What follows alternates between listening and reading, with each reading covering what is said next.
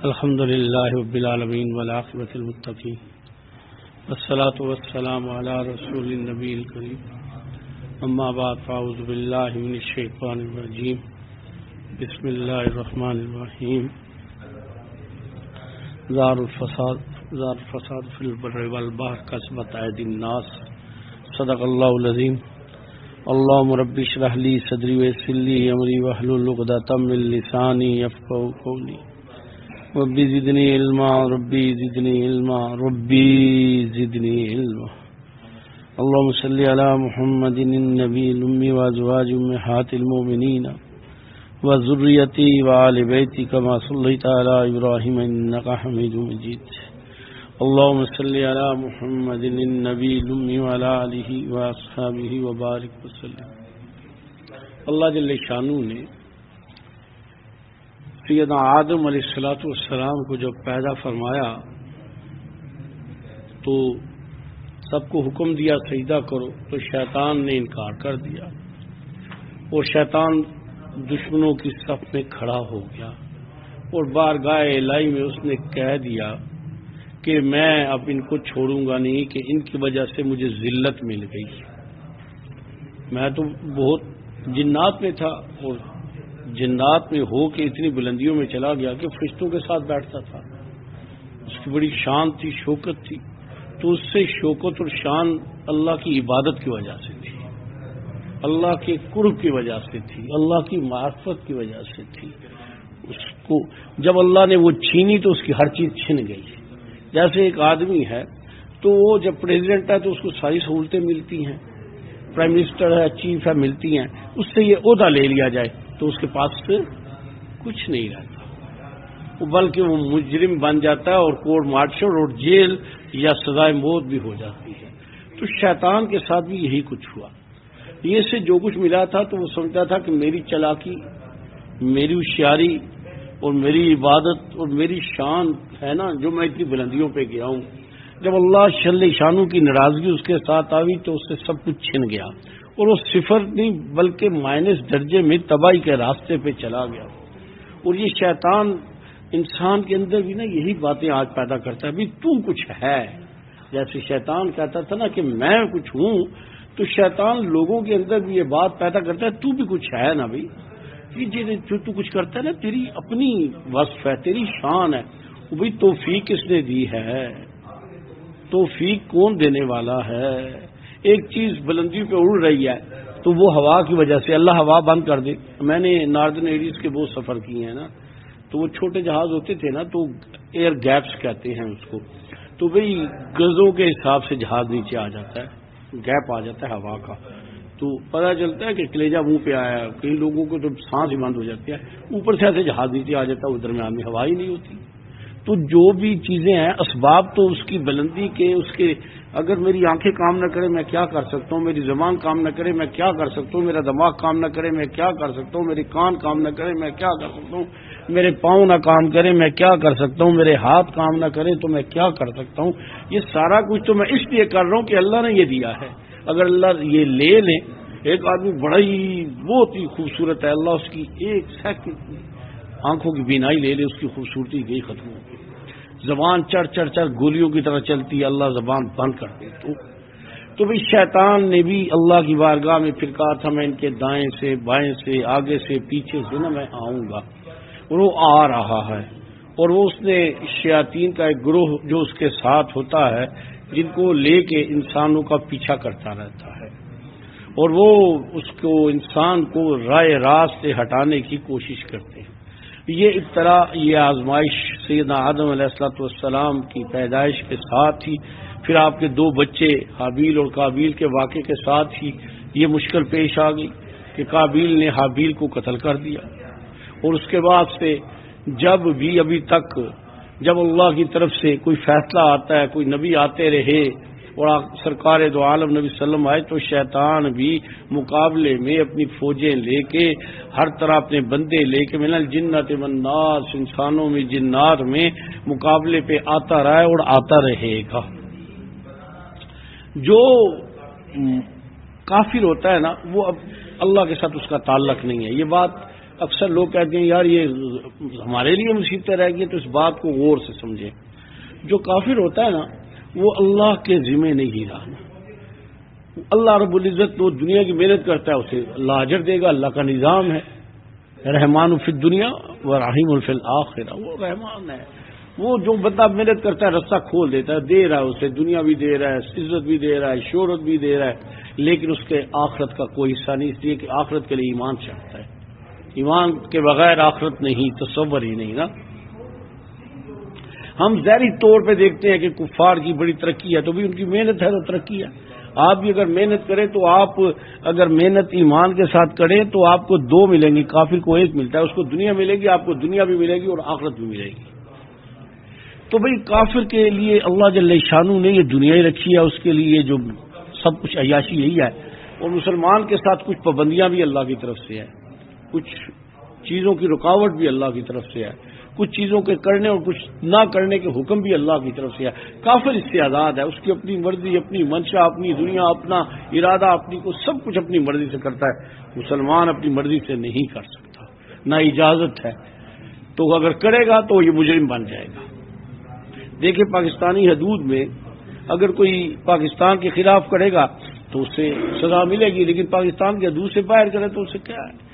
اسی طرح ہی جو شخص آرمی میں گیا ہے تو اب اسے آرمی کا یونیفارم بھی پہننا پڑے گا، آرمی کے ٹائمنگز بھی کرنے پڑیں گے، اور اسٹیشن مقام ڈیوٹی وہ بھی کرنا پڑے گا. اگر وہ نہیں کرے گا تو اسے سزا ہوگی کوئی بھی کسی صورت میں. لیکن ایک آدمی نے آرمی جوائن ہی نہیں کی تو اس پہ کوئی پابندی نہیں. جب ہم کلمہ پڑھ لیتے ہیں لا الہ الا اللہ محمد رسول اللہ، تو ہم نے رسول اللہ کی فوج کو جوائن کر لیا، نبی صلی اللہ علیہ وسلم کی غلامی کو اپنا لیا. اب اس کے بعد ہماری نہ اپنی مرضی وجود پہ، نہ لباس پہ، نہ دیکھنے پہ، نہ سننے پہ، نہ بولنے پہ، نہ کھانے پہ، نہ پینے پہ، نہ زندگی گزارنے پہ، نہ خوشی پہ، نہ غمی پہ، نہ دوستی پہ، نہ دشمنی پہ، سب پہ ہم باؤنڈ ہیں. جو طریقہ کار ہے اس کے مطابق کریں گے. اس سے ہٹیں گے تو ہم مجرم ہو جائیں گے. اور مجرم کے لیے اللہ کی مرضی ہے سزا دے. کیسے سزا دے؟ خود سزا دے دے، فرشتوں کے ذریعے دے دے، جنات کے ذریعے دے دے، یا کوئی اور مصیبت. بعض دفعہ بعض بادشاہ ایسے ہوتے تھے پرانے زمانے میں کہ وہ لوگوں کو انہوں نے چیتا، شیر، یہ بھیڑیے اور یہ ریچھ اور سانپ بڑے بڑے ازدار رکھے ہوتے تھے، تو لوگوں کو سزا دینی ہو تو ان کے آگے ڈال دیتے تھے. یہ بہت رواج رہا ہے، ایک زمانے میں یہ رواج رہا ہے. آج کل تو ڈرل مشین کے ذریعے اور کس طرح سے لوگوں کو تکلیف دی جاتی ہے، اس زمانے میں ایسی دی جاتی یا کاٹا جاتا تھا. تو بھئی اللہ جل شانہ بھی جب سزا کا ارادہ فرماتے ہیں تو سزا کی کچھ قسمیں ہوتی ہیں. کبھی اللہ کی طرف سے چھوٹی سی سزا آتی ہے، اللہ کہتا ہے میرا بندہ ہے یہ سمجھ جائے، اس سے وہ بندہ سمجھ جاتا ہے، اس کی سزا ختم ہو جاتی ہے. کبھی ایسا ہوتا ہے کہ سزا آنا شروع ہوتی ہے تو انسان کو خیال آتا ہے کہ مجھ سے غلطی ہوئی، وہ توبہ کرتا ہے، اللہ سزا روک لیتا ہے. اور کبھی ایسا ہوتا ہے کہ انسان ڈھیٹ بن جاتا ہے تو اللہ اس پہ کسی اور کو نافذ کر دیتا ہے. کبھی کوئی غیر ملکی آ جائے گا، کبھی کوئی کافر آ جائے گا، کبھی اپنے ہی حکمران عذاب بن جائیں گے. حدیث بھی ہے کہ اللہ نرفان اس میں ظالم، بے رحم، سنگ دل حکمران مسلط کرتے ہیں. تو اسی طرح اللہ کفار کے بھی عذاب کی صورت میں انسانوں کو بھیج دیتے ہیں. مسلمان حکومتیں جب اللہ کے حکموں پہ چلتی تو دنیا کو فتح کرتی رہی. جب اللہ کے حکم توڑنے شروع کیے تو اللہ نے ان پہ غیر ملکیوں کو، کفار کو مسلط کر دیا اور ان کے لیے وہ عذاب بن گئے، ان کے لیے وبال بن گئے. تو میرے بھائی یہ اللہ کے عذاب کی قسمیں ہیں.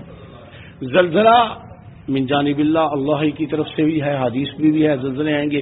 اور آج کی جدید ٹیکنالوجی سے یہ زلزلے پیدا بھی کیے جاتے ہیں، بارشیں بھی کی جا رہی ہیں، اور بھی کچھ لائٹس کے ذریعے کیا جا رہا ہے. تو یہ بھی اللہ کے عذابوں میں ہے کہ اللہ نے تمہارے گناہوں کی وجہ سے کسے تم پہ مسلط کر دیا.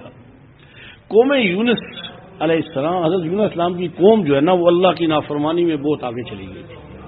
تو یونس علیہ السلام نے ان سے کہا کہ تم پہ اللہ کا عذاب آئے گا، تم پہ اللہ کا عذاب آئے گا، تم باز آ جاؤ. انہوں وہ باز نہ آئے نا، تو یونس علیہ السلام کو کہا گیا اب ان پہ عذاب آ جائے گا.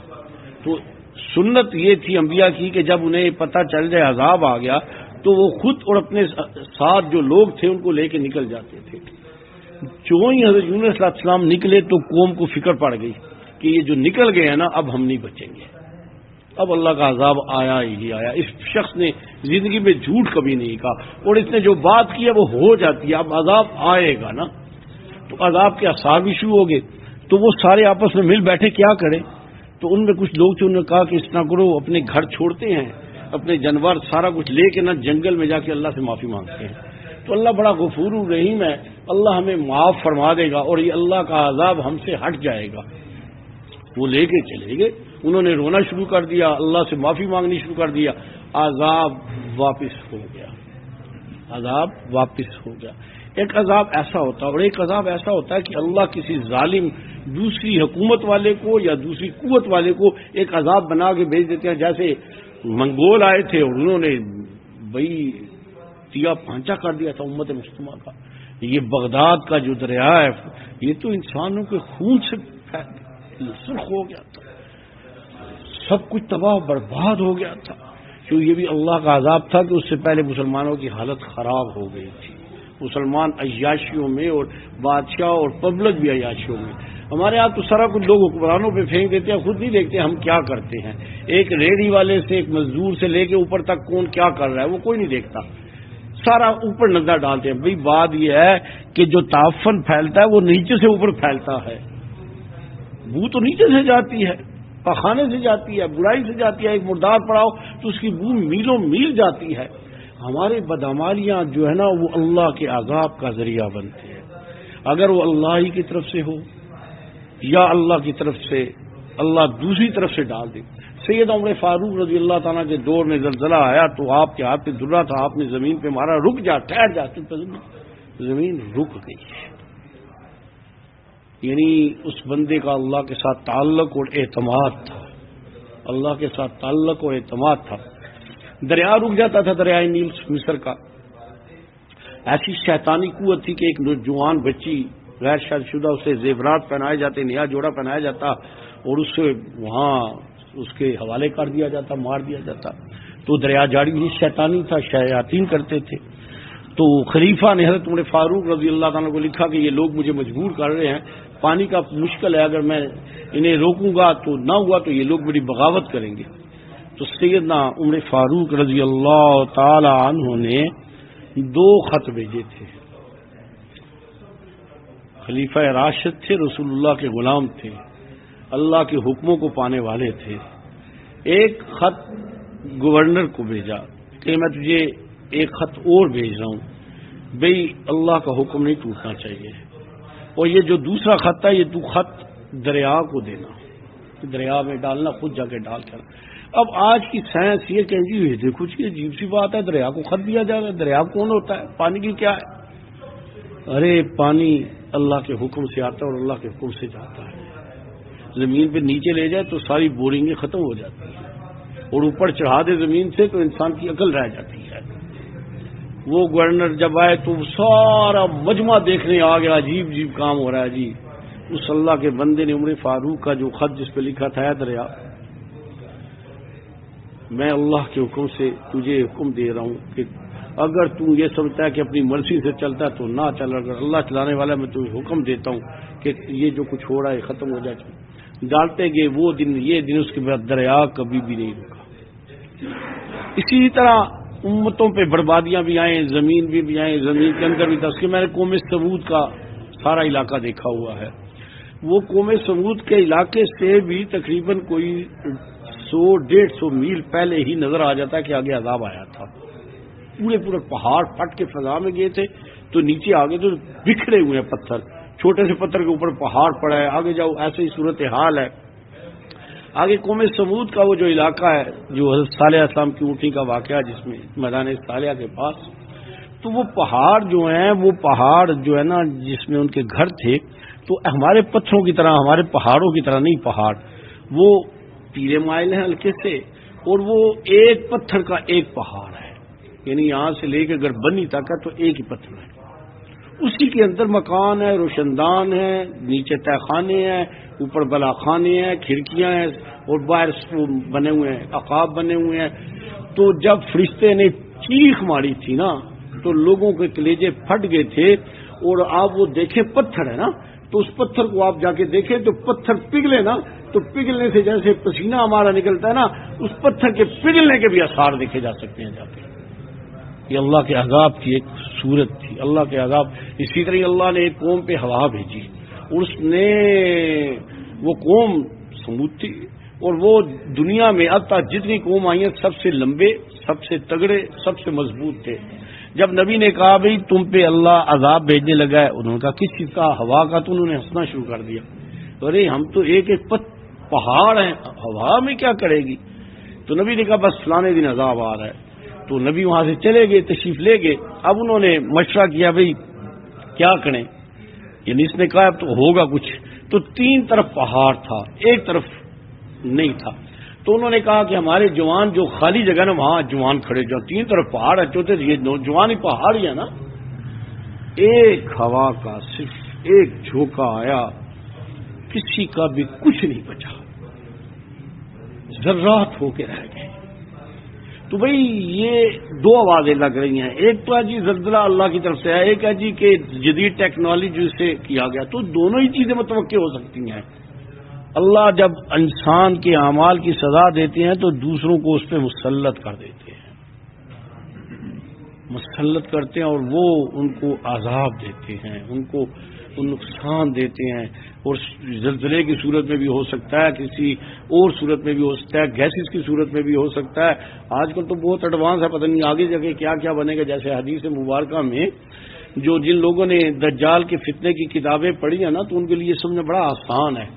حدیث مبارکہ میں نا دجال کے فتنے کی نشانیاں جو لکھی ہیں، آج آپ یہ جو حالات دیکھ رہے ہیں یہ سارا کچھ لکھا ہوا ہے، اور اس کی جو تفسیر علماء نے لکھی ہے آدمی پریشان ہو جاتا ہے۔ سارا خود سسٹم وہی بن رہا ہے، سب کچھ یہی بن جاتا ہے۔ بارشیں اپنی مرضی سے ہوں گی، بارشیں کر دی جائیں گی، بارشیں روک دی جائیں گی، اور اس کے بعد یہ جو عرب کا علاقہ ہے نا، تو یہ عرب کا علاقہ شروع سے ہی ریگستان ہے نا، یہاں ریت ہوتی تھی، اور ابھی پوزیشن یہ ہو گئی ہے کہ مکہ مکرمہ میں ہی اور مکہ سے نکلتے راستے میں آپ دیکھیں تو سبز ہونا شروع ہو گیا۔ کل پرسوں مجھے ایک اور بندے کا بھی آیا، وہ یو اے ای کے علاقے سارے، تو وہاں بھی سارا سبزہ ہونا شروع ہو گیا ہے۔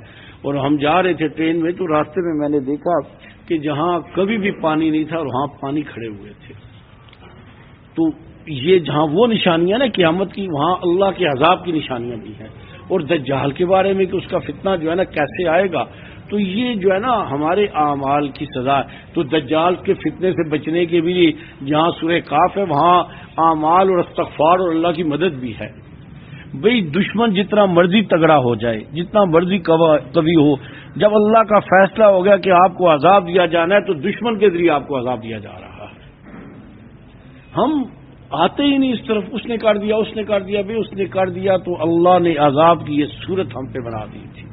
آپ نے دیکھا ہے، میں ایک دفعہ ایک فوجی بارک میں گیا نا، تو میں نے اس سے پہلے دیکھا نہیں تھا، پرانی بات ہے۔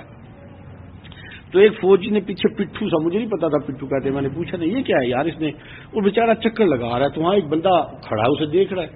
تو میں نے کہا یار یہ کیا کر رہا ہے، اس نے پیچھے سے کچھ باندھا ہوا ہے، جیسے بچوں کا آج کل بستا ہے نا، یہ بھی پٹھو بن گیا ہے، یہ بھی اسی کی ایک مثال ہے۔ تو پوری سزا ہے، اتنا بچے کا اپنا وزن نہیں جتنا بستے کا وزن آ گیا ہے۔ تو وہ میں نے دیکھا وہ لے رہا ہے، تو وہ دوسرا کھڑا ہے، تو میں نے اس سے پوچھا یار یہ کیا کر رہا ہے بندہ، کیوں اس طرح گھوم رہا ہے، وہ کولو کا بیل جیسے گھومتا ہے تو یہ بھی۔ اس نے کہا اس کو سزا ملی ہے نا۔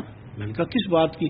کہتا ہے اس کو یہ چھوٹی سزا ہے، تو اتنے چکر لگانے ہیں، تو پیچھے وزن اٹھایا ہے تو یہ لگا رہا ہے، اس کے بعد زیادہ ہو تو وزن بھی بڑھ جاتا ہے، سزا زیادہ ہو جاتی ہے، اور پھر اس کے بعد یہ دیکھو جو پیچھے کمرے ہیں نا، یہ ان کے عارضی جیل سے ہیں، اس میں کیا جاتا ہے، اس سے آگے سزائیں جاتی ہیں۔ اسی طرح ہی اللہ کی طرف سے سزائیں آتی رہیں گی، لیکن کس کے لیے؟ کہ جو اللہ کے ساتھ جس نے معاہدہ کیا ہے، جب معاہدہ توڑے گا یا اس معاہدے کی خلاف ورزی کرے گا۔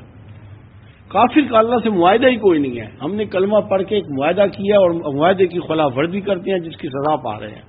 کافر کا تو اللہ سے معاہدہ ہی کوئی نہیں ہے، وہ تو آزاد ہے، اس کے تو مرنے کی دیر ہے، ہر چیز اس کی تباہ ہو جائے گی، اس کا کوئی اس کا عمل اس کے کام نہیں آئے گا۔ ہم ایک طرف اللہ کو رب اور رسول اللہ کو نبی مانتے ہیں، لا الہ الا اللہ محمد رسول اللہ، اللہ کا حکم مانیں گے رسول اللہ صلی اللہ علیہ وسلم کے طریقے کے مطابق۔ تو جب نہیں کریں گے تو یہ کیا ہو رہا ہے؟ یہ تباہی کی صورتیں بن رہی ہیں جو ہم پہ اللہ میرے آپ کے ہم سب کے گناہوں کو غلطیوں کو کوتاہیوں کو معاف فرمائے۔ بھئی اللہ کی طرف لوٹ جانے میں ہی عزت ہے، اللہ کی طرف لوٹ جانے میں ہی خوشیاں ہیں، راحتیں ہیں، اور اللہ کی مدد ہے، اللہ کی مدد ہے۔ استغفار جو ہے نا، استغفار اللہ سے، استغفار کیا ہے؟ استغفار میں 3 چیزیں پائی جاتی ہیں۔ پہلے درجے میں کہ مجھ سے گناہ ہوا، غلطی ہوئی، نافرمانی ہوئی، گستاخی ہوئی، زیادتی ہوئی، بغاوت ہوئی، جس نے مجھے پیدا کیا، جو مجھے پال رہا ہے، جس نے کان، آنکھ، دماغ، وجود سب کچھ دیا، میں نے اس کی زمین پہ اسی کا کھا کے اس کی بغاوت کیا ہے، اب وہ مجھ سے ناراض ہو گیا، اس کو میں نے راضی کرنا ہے، یہ شرمندگی اس کے اندر پیدا ہو، پھر وہ توبہ کرے گناہوں سے۔ بعض گناہ ایسے ہوتے ہیں گناہ کبیرہ میں کہ گناہ سے وہ جب تک اس گناہ سے توبہ نہ کی جائے گناہ معاف نہیں ہوتے۔ نماز سے، وضو سے، نیک کاموں سے چھوٹے گناہ معاف ہو جاتے ہیں، بڑے گناہ جو ہے نا وہ توبہ سے معاف ہوتے ہیں، اور کچھ گناہ معاف بھی نہیں ہوتے توبہ سے۔ وہ کون سے؟ لوگوں کا مال کھایا ہوا، لوگوں کے ساتھ زیادتی کی ہوئی، وہ توبہ سے معاف نہیں ہوں گے، لوٹانے سے معاف ہوں گے، یا پھر کل میدان محشر میں بس اللہ کی مرضی، اللہ کیا کریں گے، یہ معاملہ اللہ کا ہے، ہم کسی پہ نہیں جاتے۔ تو بھئی دوسری بات ہوگی کہ پہلے درجے میں اس کو گناہ سمجھا، غلطی ہو گئی، شرمندگی آئی، ندامت پیدا ہوئی، اور ندامت کے ساتھ اسے احساس ہو گیا غلطی ہوا ہے، پھر وہ استغفار کرتا ہے، اور اس کے بعد اگلی بات کہ میں انشاءاللہ آئندہ نہیں کروں گا۔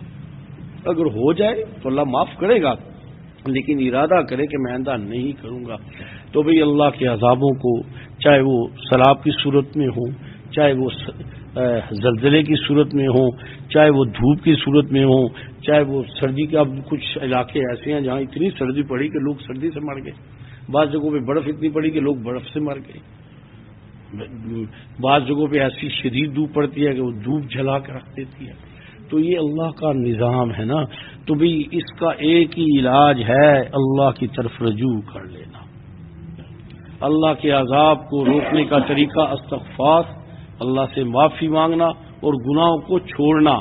اگر یہ نہیں کیا جائے تو زبانی کلامی والی باتیں ہیں، نہ تقریروں سے کچھ ہوگا، نہ تحریروں سے کچھ ہوگا، نہ بیانوں سے ہوگا، نہ لوگوں کو میسج بھیجنے سے ہوگا۔ رہی میسج کی بات، تو ایک بڑی مسجد میں بیٹھا ہوں، ایک عرض کرتا ہوں، یہ ہمارے آج کل جو میسج چلتے ہیں نا موبائلوں پہ، میں کہتا ہوں ایسے ایسے خوبصورت، ایسے ایسے شاندار، ایسے ایسے دلکش، ایسے ایسے اعلیٰ درجے کے ہوتے ہیں، کاش جو میسج کرنے والے ہیں اس پہ عمل کر لینا تو سارے ولی اللہ اعلیٰ درجے کے ولی اللہ بن جائیں۔ اتنے اعلیٰ درجے کے میسج ہوتے ہیں، عمل نہیں ہوتا، میسج ہوتے ہیں، اور جو میسج کر رہے ہیں ان کا اپنا عمل بھی نہیں ہوتا۔ تو بھئی توبہ بھی ایسے نہیں ہے کہ میں نے توبہ توبہ توبہ توبہ، ندامت اور شرمندگی اور اس پہ توبہ مانگنا اور نہ کرنا، آئندہ سے اس کو توبہ کہتے ہیں۔ تو بھئی اللہ ہماری حفاظت فرمائے۔ اللہ دیکھیں نا، خالی آپ سیلاب دیکھ رہے ہیں، آپ ابھی پیچھے ہمارے ہاں بھی آیا تھا، زلزلہ بھی اب ترکی میں آیا، ہمیں بھی کہا جا رہا ہے ادھر آ جائے، اور بھی اور تھوڑے عذاب ہیں۔ جو چیز 50 روپے کی تھی وہ 500 روپے کی ہو گئی ہے، جو دوائی 800 روپے کی تھی وہ 4000 روپے کی ہو گئی ہے۔ یہ عذاب نہیں ہے کہ لوگوں کے پاس کھانے کے نہیں، اور ان کی میڈیسن کے ریٹ بھی یہاں تک چلے گئے، ہر چیز کو آگ لگ گئی، یہ بھی تو ایک عذاب ہی کی صورت ہے۔ مجرم لوگ ہمارے حکمران بن جائے تو یہ بھی عذاب کی صورت ہے۔ تو صرف عذاب یہ نہیں ہوتا کہ دڑے مارے جائیں، کان پکڑا جائے یا جیل میں بند کر دیا جائے، زندگی تنگ ہو جائے، عذاب ہوتا ہے۔ اور پھر اگلی بات غور سے سنیے کہ جب کوئی چیز مشکل عذاب کی صورت آتی ہے نا تو سب لوگ اس میں شامل ہو جاتے ہیں۔ بعض فن نیک بھی اس عذاب میں لوگوں کے ساتھ ماحول ہے نا اس کے ساتھ شامل ہوتے ہیں، لیکن ایک فرق ہوتا ہے، وہی کیا؟ مثلا آیا سیلاب تو بالمرض مال 10,000 بندہ مر گیا۔ اب یہ 10,000 میں جس کا اللہ سے اچھا تعلق تھا، اب اس کا معاملہ اب جدا ہو گیا ہے، ظاہری اعتبار سے ساروں کے ساتھ ایک جیسا ہوا، لیکن اب اللہ کے ہاں سے اس کی ترتیب بدل گئی، کیونکہ اس نے اللہ کے حکموں کو، رسول اللہ صلی اللہ علیہ وسلم علیہ اعمال کو اپنایا تھا۔ اب وہ عذاب جو بھی آیا وہ ظاہری طور پہ تو تھا، اس کے بعد اگلی زندگی میں اس کے لیے کوئی عذاب نہیں ہے، اس کے لیے کوئی مشکل نہیں ہے، راحت ہی راحت ہے۔ لیکن جو بظاہر ایک بہت عالیشان حالت میں بھی تھا، اور ابھی اس پہ یہ آیا، اور اس کی اگلی زندگی اگر اللہ کے حکم کے خلاف تھی تو اس کے لیے تو وہ دوسرا عذاب ہے. یہ تو ختم ہو گیا اور وہ ختم بھی نہیں ہونے والا. یہ تو ختم ہو گیا ہے، وہ تو ختم ہونے والا بھی نہیں ہے. تو بھئی لوگوں کو جو جہاں آپ اتنے ڈھیر میسج عجیب و غریب چل رہے ہیں، اللہ لوگوں کو خوفزدہ بھی کیا جا رہا ہے، وہاں لوگوں سے کہو کہ قرآن کا وعدہ ہے کہ جب تم استغفار کرو گے تو اللہ تمہیں معاف فرمائیں گے، اللہ تمہارے لیے راحت دیں گے، اللہ تمہاری کھیتیوں کو ہرا کریں گے، اللہ تمہیں نرینہ اولاد دیں گے، اللہ برکتیں دیں گے. تو بھئی استغفار کے ساتھ پھر اعمال ہم سونے اور جاگنے کے ٹائم کے بھی پابند ہیں. اپنی مرضی سے نہ سو سکتے ہیں نہ جاگ سکتے ہیں. ہم کھانے اور پینے میں محتاج ہیں، حلال کھائیں گے تب وہ اللہ کی عبادت قبول، اللہ کے ہاں، ورنہ حرام کھا کے عبادت بھی قبول نہیں ہوتی. ایک آدمی پانی پی رہا ہے، دوسرا شراب پی رہا ہے، پینے میں تو دونوں پی رہے ہیں لیکن وہ اللہ کے بغاوت کر رہا ہے. تو بھی استغفار کے ساتھ اپنے اعمال کی درستگی اور اگر موت اللہ نے آپ کی لکھی ہے تو زلزلے سے پہلے نہیں آئے گی. ابھی ترکی میں ایک بچی عورت نوجوان نیچے آ گئی تو اس کی ڈیتھ ہوگی، تو بچہ پیدا ہوا تو وہ زندہ تھا، یعنی اس کے دوران ہی پیدا ہوا بچہ، تو بچہ بچ گیا. بچانے والے نے پیٹ والے کو بچا لیا اور اس کی موت تھی. پچھلے کچھ سالوں پہلے ایک جہاز کریش ہوا تھا، جہاز کریش ہو تو کوئی بچتا بھی نہیں، اور اس میں ایک بچہ نیچے بچ گیا تھا. وہ حیران تھے وہ لوگ کہ یار یہ بچہ کیسے بچ گیا. تو بچانے والا بھی وہی، مارنے والا بھی وہی. تو بھئی یہ اپنے گھروں میں اس کا ترتیب بنائیں، اپنے بچوں کو سکھائیں کہ اگر ایسا ہے کہ اگر مصیبت آ رہی ہے تو اللہ کی طرف رجوع کر کے اللہ سے مدد مانگنی ہے، اور اللہ ہی بچا سکتے ہیں، باقی کوئی نہیں بچا سکتا. کتنے ایسے مضبوط مکان ہوتے ہیں جن کے مضبوط لینٹرز ہوتے ہیں، وہی قبر بن جاتے ہیں، وہی عذاب بن جاتے ہیں. آدمی نیچے آ جاتا ہے، باہر نکل ہی نہیں سکتا، لینٹر نہیں ٹوٹ سکتا. اور جب بچانا چاہے تو کچے مکانوں میں بھی بچا لیتا ہے. تو اس کے لیے ہاں تو کوئی مشکل نہیں. تو میری یہ گزارش ہے کہ یہ جو ایک میڈیا کا زور، سوشل میڈیا کا اور لوگوں کے دماغوں پہ، بھئی اللہ کی ناراضگی کو ختم کرو، ساری چیزیں ٹھیک ہو جائیں گی. ہوا اللہ کی محتاج، دھوپ اللہ کی محتاج، گرمی اللہ کی محتاج، سردی اللہ کی محتاج، زمین اللہ کی محتاج، آسمان اللہ کا محتاج، رزق اللہ کا محتاج، اسباب اللہ کے محتاج، حالات اللہ کے محتاج. اور جس کے ہم محتاج ہیں ہمیں اسی ہی کی طرف جانا ہوگا کہ اللہ تو ہی ہمیں بچا سکتا ہے. اللہ ہم سب پہ رحم فرمائے. ارادے کریں، یعنی یہ ارادہ کرنا ہے کہ میں اللہ آئندہ تیری نافرمانی نہیں کروں گا، نماز نہیں چھوٹوں گا. اگر چھوٹ جاتی ہے تو قضا تو ادا کریں. کتنے لوگ ایسے ہیں اٹھتے ہی دیر سے ہیں، اور اگر ہو گیا تو قضا تو پڑھ لو. زوال سے پہلے پڑھو گے تو 2 سنتیں بھی پڑھنی ہوں گی، زوال کے بعد 2 سنتیں نہیں پڑھنی تو وہ تو پڑھ لو. کتنے ایسے لوگ ہیں کہ رمضان کے بعد انہوں نے قرآن مجید ابھی تک ہاتھ بھی نہیں لگایا. موبائل دن میں ہم 10 گھنٹے استعمال کرتے ہیں اور 5 منٹ ہم قرآن مجید نہیں پڑھ سکتے. اور ہم یہ توقع کرتے ہیں کہ رسول اللہ صلی اللہ علیہ وسلم کے پاس کل جائیں گے نا تو ہماری سفارش ہوگی. آج ہمارے پاس اتنا بھی وقت نہیں ہے کہ رسول اللہ پہ درود شریف بھی پڑھ سکے. اگر آپ کہیں نا جی ٹھیک ہے میں آئندہ جتنا موبائل استعمال کروں گا نا اتنا میں درود شریف بھی پڑھوں گا تو میں اتنا قرآن مجید پڑھوں گا، آپ پتہ چل جائے گا آپ کو کتنی محبت ہے اللہ کے نبی سے.